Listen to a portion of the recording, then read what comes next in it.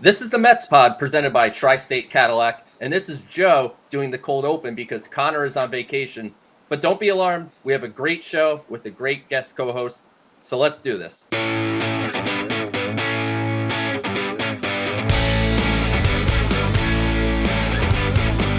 Welcome to the Mets Pod presented by Tri-State Cadillac. This spring, be transformed during the Cadillac Move Up sales event. This is your moment to step out of the ordinary and into the extraordinary. Visit your Tri-State Cadillac dealer today. And here's your reminder to subscribe to the Mets Pod at Apple Podcasts, Spotify, SNY's YouTube channel, or wherever you get your podcasts. Connor is on vacation, but we have a very special guest co-host today, our good friend, Jack Oliver, also known as Jolly Olive from John Boy Media. Jolly, how are you? But most importantly, right off the bat, as a podcast host yourself, how did I do with the intro and sponsor read? I can't believe you don't do it every time, man. That was natural. It was seamless. It's so professional. I'm good, man. I'm happy to be doing a Mets show, even though the Mets are not super fun to talk about right now. But it's a Subway series. It's a big series, so there's a little bit of that feeling in the air. Not much as usual, but a little bit. Let's hop into the week that was. You mentioned, obviously, things not going so well. Mets get swept in Atlanta, lose 2 out of 3 in Pittsburgh. From just a top level, kind of recap the week for us from your perspective, outside of just the obvious, the Mets lost a lot of games. I mean, it's troubling because they had a chance to win pretty much any of these games, and instead they go 1-5 on this road trip. The Atlanta series, I think Truist is just going to be kind of a boogeyman for the Mets until they can figure out how to beat the Braves on the road, because it's been kind of the past 3 series that they've really dominated us there. But they had a 3-run lead in all of those games, and then all of them slipped away. I think you felt the void of Edwin Diaz. And then in Pittsburgh, you felt the void of Pete Alonso because that 2-1 loss, especially at the end against Mitch Keller, definitely a winnable game. If you get one more thump in the lineup there, maybe you come out on top, win that series, and you're heading back to Citi Field feeling a lot better. So, it's a game of inches. We all know that about baseball. But a 1-5 road trip is very unsuccessful for the Mets. They didn't beat the teams they should have beat in May, and now they're losing against good teams in June, and it's troubling for Mets fans because, things are kind of spiraling out of control pretty quickly, but that can all change with a nice 2-game win over the Yankees.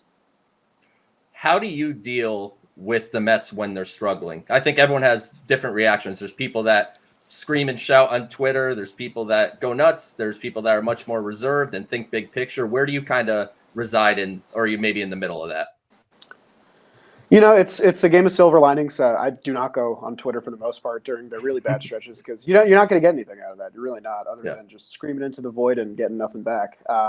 With the current stretch that they're on, I take solace in the fact that they could have won any of those games, and they probably should have. A good team wins those games, and they didn't come out on top. But the formula is there. I mean, when the pitching is good, the hitting isn't, and when the hitting is good, the pitching isn't. And eventually, things have to click, right? Because this is a team with a huge payroll and huge expectations. These things need to fire on cylinders at the same time. And I hope I'm not going crazy by saying that I expect that to happen sometime this month, because we're in danger of encountering, the first real Mets June swoon in about 4 years. And Mets fans of the 2010s and 2000s are very familiar with the June swoon and how it became kind of a yearly occurrence at some point. The Mets can prevent that from happening with a strong homestand here. They have the Cardinals coming up after the Yankees as well. These are winnable series. We said that about the past series as well. But the Mets need to go out there and do it. And it all starts with Scherzer and Verlander, these next 2 games, shoving and proving that they're worth that paycheck. That's exactly what I was going to say, and we'll get into rotation shortly. But on a high level, generally I'm with you as far as, when the hitting's working, the pitching's not, and vice versa. And I tend to think this stuff will work itself out. However, we're getting into mid-June. We're running out of time to make the excuse of they're going to figure it out. So they really need to get going. What I want to move to next is Steve Cohen had some pretty interesting quotes to the New York Post that I'm actually going to read and kind of get your reaction to, because it kind of fits, I would say, more my personality, because I'm a big picture guy. I do the prospects, I do the draft, I do all that stuff. So I think big picture outside of just kind of the day-to-day reacting. But this is what Steve Cohen said. When things get really bad, I'm not going to blow up. I don't think that's the proper response. I don't think it solves anything other than it gives people a one-day story. There's plenty of blame to go around from a performance point of view. So blowing up, I'm not sure it solves anything. What was your takeaway from that? And then obviously the other things that Steve Cohen had to say this past week. Yeah, so I mean, first off, saying nothing would be the worst thing that Steve Cohen could do in this scenario because that signals to fans that either you're not watching or you don't care or some combination of both. I liked what he said because if you're trying to build something sustainable that can win year in and year out, the last thing you want to do is make your moves based on reaction and the goings of the season rather than a complete product of a 6-month season. Now, if the Mets end this season and they're a 75-win team and they miss the playoffs by a long shot, there are changes to be made. But, we saw it the last 2 seasons from our own division rivals in the Phillies and the Braves that things can really flip on a dime when a team gets all their cylinders correct and can start firing. I don't know if that's going to happen for the Mets. I can't predict the future, but it does start with stringing together the wins that you should be getting and then beating on the bad teams. But the Mets to start doing that. Otherwise, this trade deadline is going to answer a lot of the questions that Mets fans have, whether it's playing the kids full time, getting rid of the veterans that aren't, performing at that level, or sticking with those guys because they were the proven success of last year during the regular season that got us to October in the first place. So the Mets have a lot of hard questions, and I think Steve Cohen's quotes gave some comfort, but at the same time, there's only so much comfort you can give when you're spiraling like this in June. I appreciate his patience because I think a lot of people had this thought of Steve Cohen coming in that he was going to be like a George Steinbrenner of sorts that was just going to outspend everyone, which he has. And then when things, if they're not going right, he's just going to make wholesale changes and kind of drop the hammer a bit. But that's clearly not the way he is. And I think Mets fans should take some form of solace in that. I know it's kind of tough. Like you talked about silver linings earlier. It's tough to find silver linings when the team is playing losing baseball, but Right. It's something that you could look ahead to and say, I think Steve Cohen is going to run this organization the way we have always wanted the Mets to be run. Now it's just a matter of winning baseball games. So, no, I think overall, I think it was a good sign for Buck Showalter, a good sign for Billy Epler. So if those guys ever had some concern about their job security, maybe that's something that alleviated them and they can maybe relax a little bit and try to just bring this thing back around to the way it should be. Yeah, I mean, the Steinbrenner-esque, motif of the general manager or owner or what have you maybe worked 3 decades ago, but it's not going to work now. Teams have learned how to succeed without spending all that money. So it's not just about how much money you spend and who you fire and put in charge. It's about how you maneuver the goings of a season and how much leash you give to these guys to give them a chance to succeed. With that being said, the seat should be hot under guys like Epler and Showalter who have something to prove this season. Showalter with his playoff woes and Epler with his trade deadline woes. Both those can be rectified this season, but if both go wrong again, I'm not totally shocked if both those guys aren't in those positions at the end of this year. It'll be interesting when we get a month from now and we're really in trade deadline season and we're figuring out what are the Mets going to do. I mean, I don't know if they could be much of sellers, but are they going to be aggressive buyers? I guess that's something that we'll wait and see a month from now. So we'll bring you into one of our weekly segments or near weekly segments, the rotation review, where we just go through, talk about each member of the rotation and kind of how we feel about where they are right now. Let's start at the top with, and we could combine them because they're pitching both games of the Subway Series.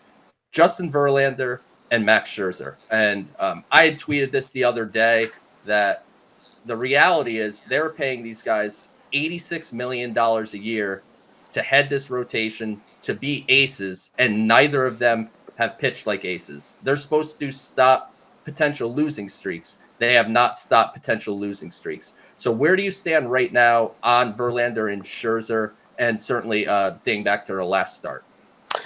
So here's what I'll say. I think the past month of Scherzer we've seen has been a much better version, something he can build on. The fastball looks like it's back. We saw his start in Colorado where he really mixed in the curveball. It looks like he has a better command of his arsenal. I think against the Braves, the first 5 innings were great. Then he got knocked around and it kind of ruined his entire line. But at the same time, you want Scherzer to get through that 6th inning, so it's still a disappointing start.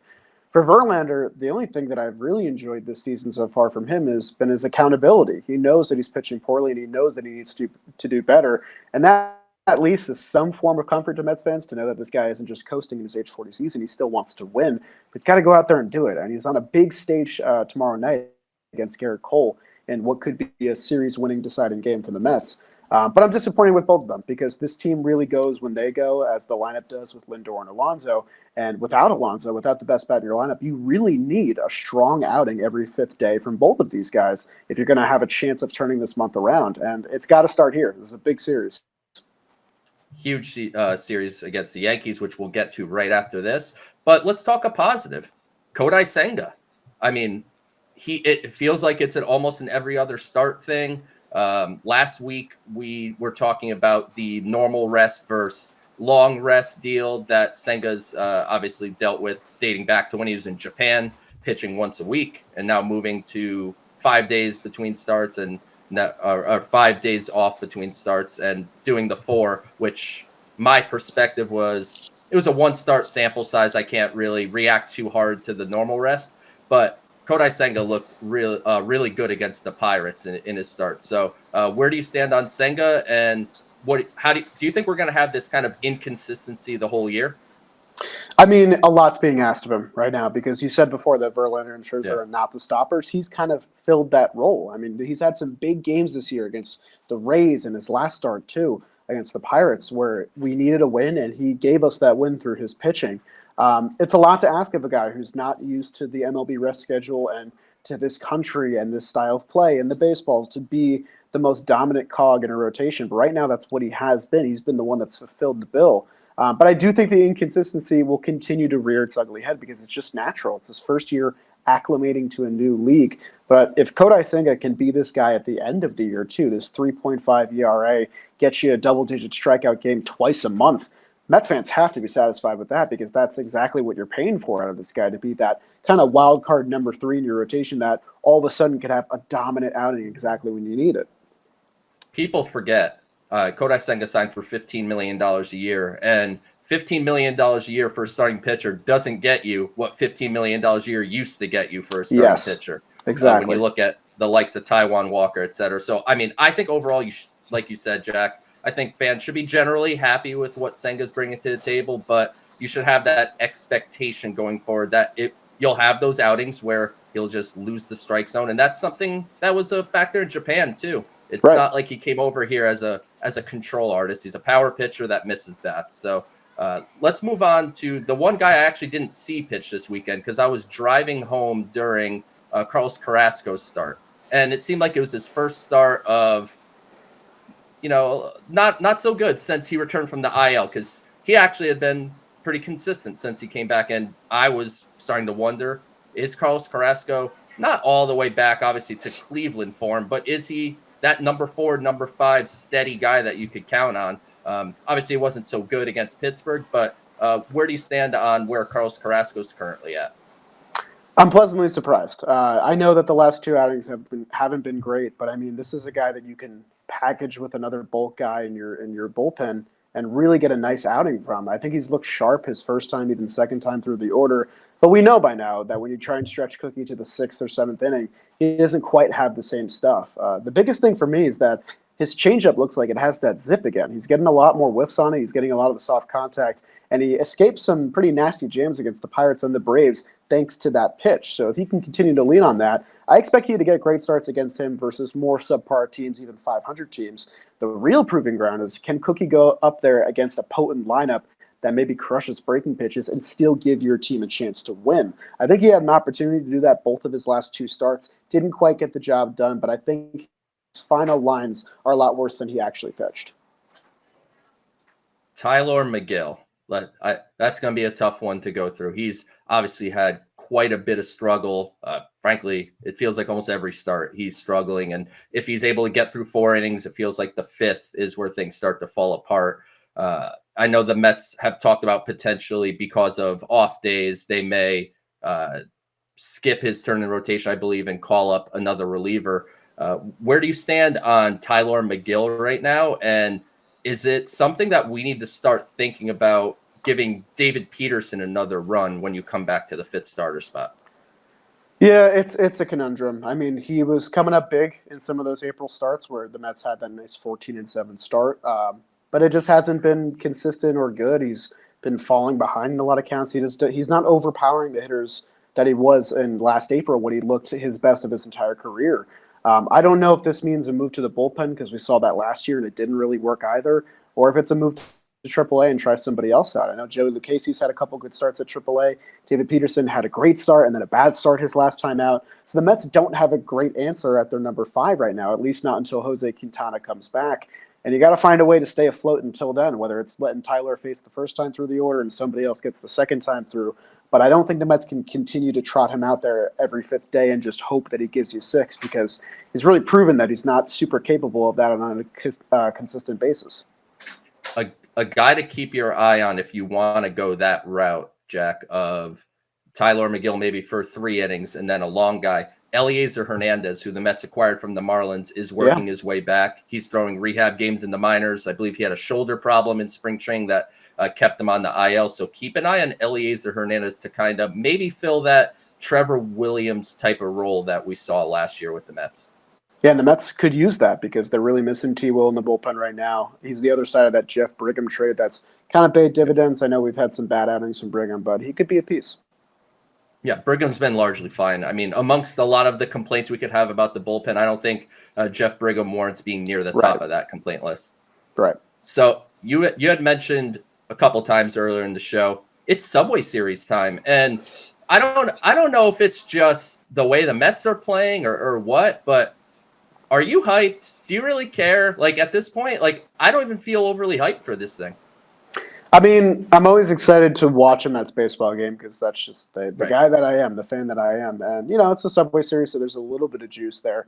But it's clear both teams are not 100%. You look up and down that Yankees lineup, and you look at the performances of the Mets starting pitchers, and this is not the way these two teams should be performing. I think they're both expecting more of their teams right now than they're currently getting, which is why I feel like it's kind of important to me, this series, because this could be a launching pad for either one of these teams, or it could be the most obvious 2-game split in baseball history. It's going to go one of 2 ways. But I think if one of these teams comes out the other side winning, I think this can really propel them to a nice winning stretch. And obviously, biased as a Mets fan, I think the Mets need it a lot more than the Yankees do.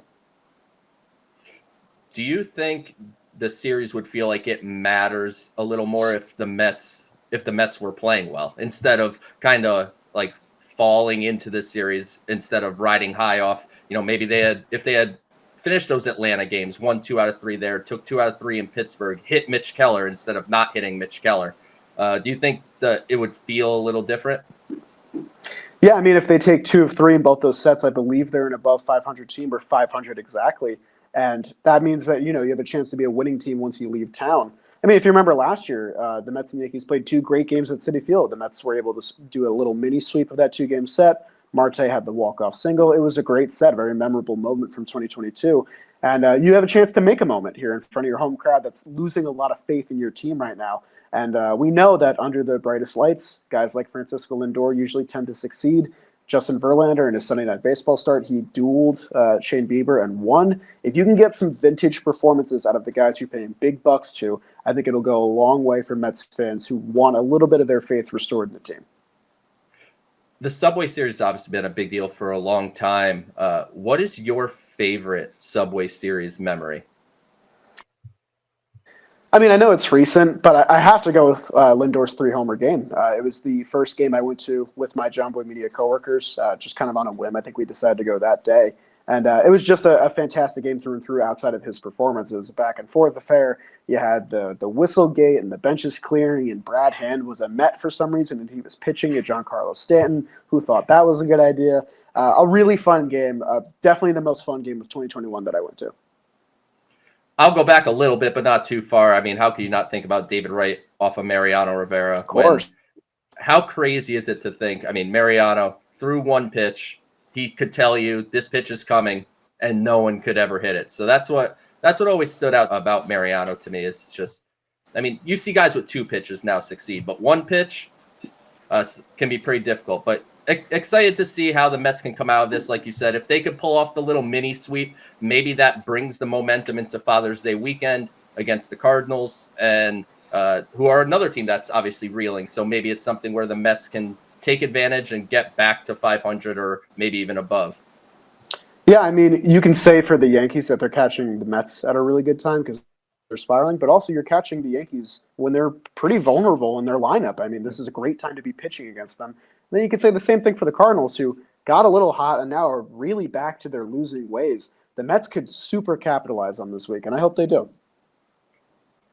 You're listening to the Mets Pod presented by Tri-State Cadillac. Subscribe to the Mets Pod at Apple Podcasts, Spotify, SNY's YouTube channel or wherever you get your podcasts. We're going to take a quick 15-second break, and we'll be right back with the mailbag segment. This spring, be transformed during the Cadillac Move Up sales event. This is your moment to step out of the ordinary and into the extraordinary. Visit your Cadillac showroom today. And Jack, you get your first experience of the Mets Pod mailbag segment. We do this every week. I put out a tweet at PSL to Flushing, so make sure you check out and look for that tweet every week if you want to get on the show. What we want to start with is one thing we've talked about on this show is I am a simpleton when you go to the ballpark. I love how your eyes bugged out. If you were watching on YouTube, what are you about to say to me? Yeah. So when you get a hot dog, I am plain Jane. I put ketchup on it. What do you put on a hot dog? Just ketchup? That's it? Just ketchup, like a child. Joe, you're missing out on a whole world. I mean, Yeah. you know, if you asked me in 2019, I think I would have said ketchup, and that would have been it. But I've evolved, Joe, and it's a beautiful, beautiful world out there. There's mustard, there's sauerkraut, there's pickles. There's so many things you can douse your hot dog with to give it this combination of flavors that'll stay in your breath for days. So I get the works when I get a hot dog at the ballpark because I want to get my money's worth. You know they're upcharging you for that, so you might as well load it up with as many condiments as you can. Get some relish on there too. I certainly understand. Like, I felt like I was normal, but as time has gone on, I've realized I'm definitely in the minority on just the ketchup. Our next question is from Richard, and this one is directed at you because obviously I put out that you were joining on the show. He said, I know Jolly wasn't a huge fan of the Tommy Pham signing, but since he's hot right now, what will his role look like post-trade deadline, or if Ronnie Mauricio is called up later in the season? Yeah, it's a good question, and I'll be the first one to admit I did not truly understand the Tommy Pham signing outside of him being a fourth outfielder because in my mind, outside of the righty-lefty splits, he filled a very similar profile to Mark Canha, who we still had under contract for this year. With that being said, he's having a great June, and if he continues to have a great June, I'll eat my words because the Mets could really use a bat like his right now. I mean, if they get one more hit in the ninth inning, his double really stands up against the Pirates, and maybe they win that series. As for Pham at the trade deadline, somebody's got to get booted off the bench if the Mets are going to acquire a bat to aid this lineup, whether it's Jock Peterson, Michael Conforto, somebody from the White Sox, who knows who it's going to be, if it's anybody at all.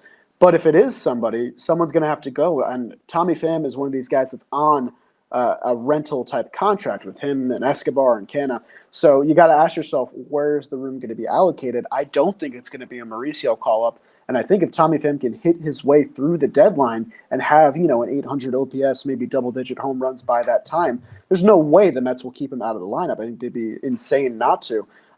So I think right now his goal should be winning playing time over Mark Canha, and then as the season progresses and maybe you get this trade deadline acquisition, it's going to be, okay, how can I supplement this lineup further and be a protector to one of those guys? Because the biggest question we've had is who in this lineup can hit fifth and protect Pete Alonso, and no one has stepped up to the bill. Tommy Pham can prove that he can be that guy over these next 2 months. Our next one is from Eddie, mentioning how the Mets signed Luke Voit to a minor league contract yesterday, and Eddie suspects that he's going to be coming up soon to the big league team, which makes sense with Alonso being out. And I mean, there's clear that Buck has some reticence to play Mark Vientos on a day in, day out basis. What Eddie wants to know is, how is Vientos able to show what he has without consistent playing time?